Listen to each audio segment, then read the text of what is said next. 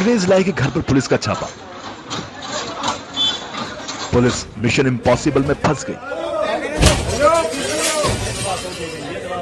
एक नहीं, दो नहीं, जनाब 3 मरतबा पुलिस मिशन इम्पॉसिबल को पॉसिबल न कर पाई।